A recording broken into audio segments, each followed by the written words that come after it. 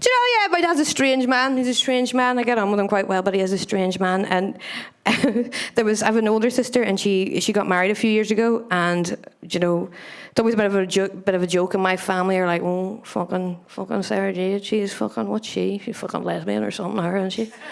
Fucking, what's going on? 27, not married. She's dry. I said, she's gone. There's no hope for her. You know, and my dad was like, when are you getting married? When are you getting married? And I was like, oh, I don't know. I'm not really that fussed on that type of thing, Dad, you know. And if I did, you know, I might marry a woman, you know. You know, I might marry a woman. I consider myself queer. I might marry a woman. And my dad went, oh, don't tell me you're a sister of Elton John. And I went, that is the best euphemism I've ever heard in my entire life. He's a smart man, you see. I do have a favourite relative at the minute. I do. I have my grandmother she's always been a great inspiration for me. She's 81 years old, and I think that generation of people have lived really interesting lives. The world's changed so much for them over the generation of their lives. And she's still quite cool. She's still quite with it, you know. She tries her best. She's not one of these sort of old people that doesn't says the world should be this way. You know, she's really trying. She really likes Castro. I don't know why. I don't know how that fucking happened. She's obsessed with him. And but she's now 81. She just goes, I don't give a fuck. I'm 81 years old. I've lived. I can do and say what I want. Don't tell me shit. You know, she says whatever she likes, does whatever she likes, which I love. And my younger sister was getting married recently. I'm okay about it. Yeah, I'm the only unmarried sister.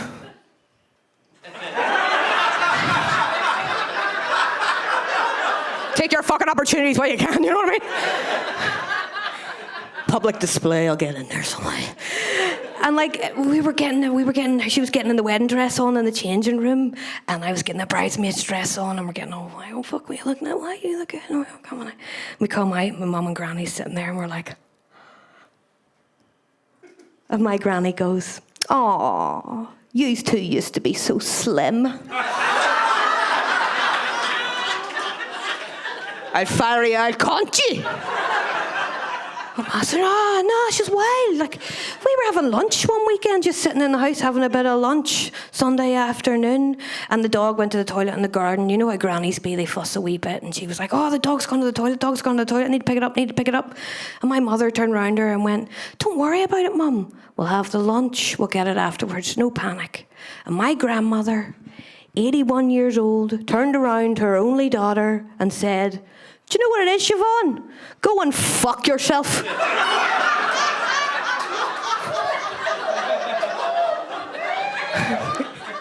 And my Brian went, there goes my hero. Fucking watch where she goes. I love it when she swears. The only other time I've really heard her swear was, we were out for lunch once, and do you remember those memes you used to get? Old art memes that said something new on it, smoking a big joint, and it'd be a load of guys in a old tavern. And someone sent me this meme of a guy in a chariot that had fallen over, and it said, I'll only go out for one, me 3 hours later. And I started laughing, and she was like, what are you laughing at? Let me see. And I showed it to her. And it was a man now, naked man. And she went, is that you?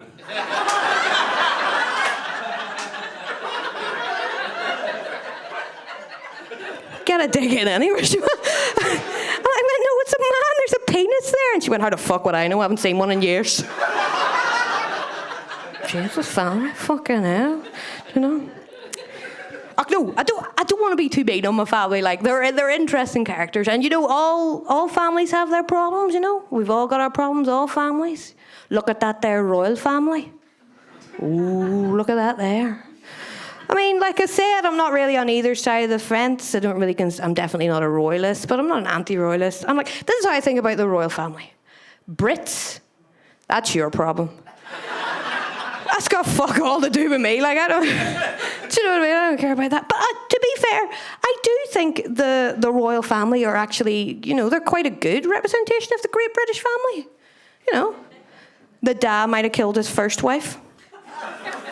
Some of the kids aren't his. The granny runs everything, the old ones are racist, and there's an uncle that's a nonce.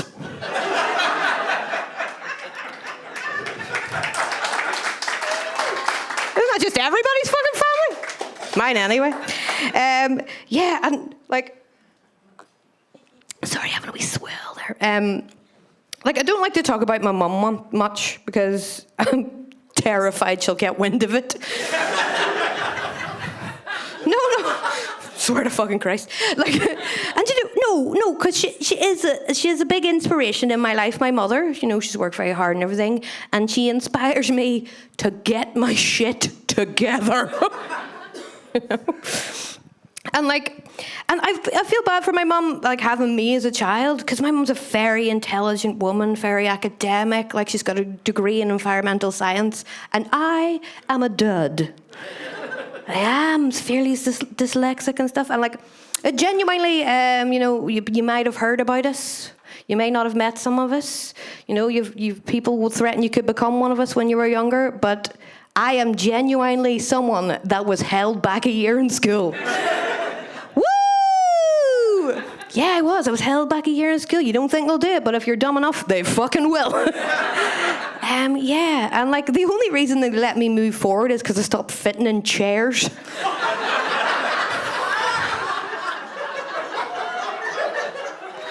You know, a 13-year-old in a sandpit is just unnerving. Yeah. And like, you know, because naturally then as an adult, I've developed some confidence issues, some mental health problems, you know, and I've been trying to get better at it. I've been trying to like accept myself more, be nicer to myself, go, you're not stupid, Jade, you're just a wee bit different. You know, like, try my best at like being, and the thing that I find really hard about that is like, the positivity mental health speech is very alien to me. Like, I'm a sarky cunt. Like that, oh, you know, you're fine, don't worry about it, everything's okay. Live your truth, girl, you know, just be yourself. Just be my fucking self. Just be myself. What do you think Ted Bundy was doing?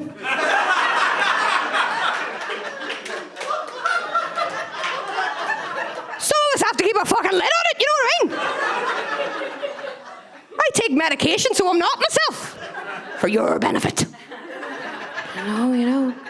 And I tried to stay off the drink for a wee bit. You can see now, I failed. No, I did, because like last year, I met up with some people that I went to university with in Liverpool for like a university reunion, and I ripped the whole out of it. I went nuts. I was taking everything. I was like, I'm not like that. I don't do drugs and stuff like that, but I had a weekend of it. But one of my friends is a parent. I was doing lines off the Hungry Caterpillar. It was wild. So when I came back, I thought, oh, no, that's me. We're going to sober up for a wee bit. We'll be dry for a wee bit. And the only issue with it was that I kept forgetting. Like, I kept just going out, and people would be like, what are you having? And I'll be like, I'll have whatever you're having. And like 3 pints later, I'll be like, oh, fuck! Like, I couldn't remember that I wasn't supposed to drink. It was so much part of my, like, day-to-day life and stuff like that. And, like, also, one of the other issues with it is my partner's middle class. So he doesn't know he's an alcoholic.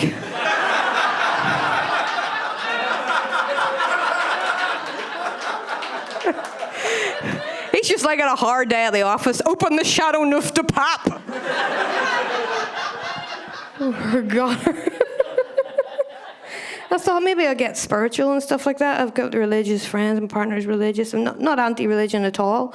I thought, well, maybe that'll give me an enlightenment, maybe make me feel better in the inside, fill me with something. And the only real thing that I took away from my sort of spiritual journey was white people. Stop seeking the advice of shamans. That's not for you. You're white. You don't fucking understand that. You're either religious or you're fucking not. Do you know, and like, I want to be religious. I want to believe in it. It sounds lovely. But there's one thing that I just cannot get on board with, and that's the afterlife. I just can't believe that. That's just too fucking good. That's just too good. That's like a fully communist government. Or like a united Ireland. It's never going to happen. Keep fucking dreaming. I just couldn't believe it. I cannot get on with that. And one of the things was not drinking. I find myself with all this sort of spare time. Do you know? I thought, I've got all this spare time. I'm going to have to take up things. I'm going to have to do more things and stuff like that. And take up a hobby. A hobby, something like that. Fill my time up. And my partner, he goes to the rugby. And I thought, I'll go to rugby. I'll go to rugby. First time I've ever seen a sport. She'd never seen a sport before. I was like, very nice. And I went down and we went to the rugby and I see the players going back and forth and I'm like, very nice. No idea what's going on. And he went for a drink and I was standing there and I thought, all right, I'm going to ingratiate myself with the crowd, see what's happening, make friends. And there was a group of young lads and they were screaming and yelling at the referee the whole way through it. They were going, 40 caps for who, ref? 40 caps for who? And I was like, gossip. And it turned out, so it was Ulster and Munster, I think, and the referee had played for Munster, and he had 40 caps for them, so they were saying there was more cheating going on. And one of the guys was very animated about it. He was like, 40 caps for who? I believe his name was Milk. I don't know, that's what they were calling him. He might have been a big fan of Milk or something, I don't know. And when my partner came back, I thought, I know some gossip here, I'm going to tell him. And I was like, will you hear this? That referee has 40 hats.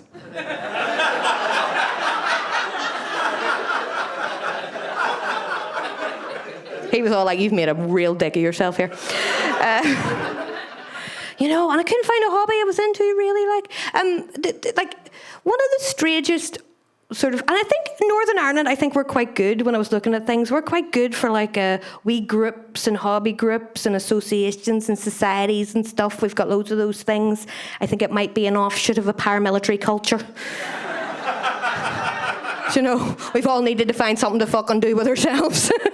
Join a wee group.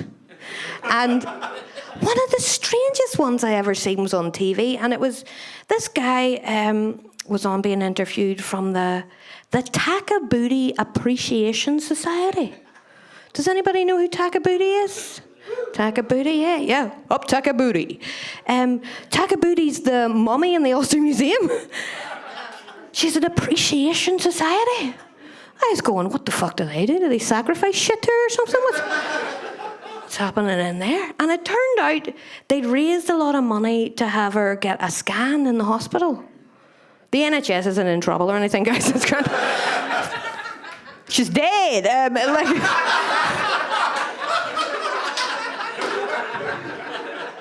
We were trying to find out what killed her. I was going with time. But it turned out she'd been stabbed in the back. Taka Booty had been murdered. And this guy on the news says, well, we were all saddened and shocked to find out that Taka Booty had indeed been murdered. And we were all shocked because she looked so serene. It's a fucking mummy. She's like, Mayhem. That's what happens when you get into a club. You lose your fucking mind. So there'll be no joining clubs for me. Hi, I'm Sara Jade Davidson from the Accidental Theatre Comedy Club. If you would like to buy a ticket to the show, please go to the Accidental Theatre website, which is accidentaltheatre.co.uk. You can also buy a ticket there to stream online. This is Jasmine and Brona, and someone will be coming to pick them up very soon. Thanks for a big day out.